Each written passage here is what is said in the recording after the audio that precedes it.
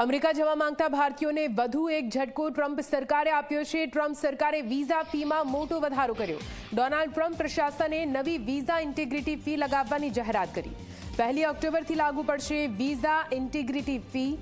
$250 એટલે કે લગભગ 22,000 રૂપિયા વિઝા ઇન્ટિગ્રિટી ફી રહેશે। અમેરિકાના વિઝા મેળવવાની કુલ ફી વધીને $442 એટલે કે લગભગ 40,000 રૂપિયા થઈ જશે। ભારતથી અમેરિકા જવા માંગતા લોકો પર તેની સીધી અસર પડશે।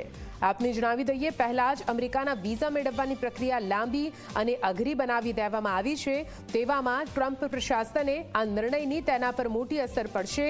આટલું જ નહીં, ટ્રમ્પ પ્રશાસને વિઝાની અવધિને નિયંત્રિત કરવા માટે લગભગ $15,000નો બોન્ડ પ્લાન લાગુ કરવાની દિશામાં પણ પગલાં લેવા માટેની શરૂઆત કરી છે। આ બોન્ડ સ્ટુડન્ટ વિઝા, સાંસ્કૃતિક એક્સચેન્જ વિઝિટર્સ અને મીડિયા પર્સનલ પર લાગુ પડી શકે છે।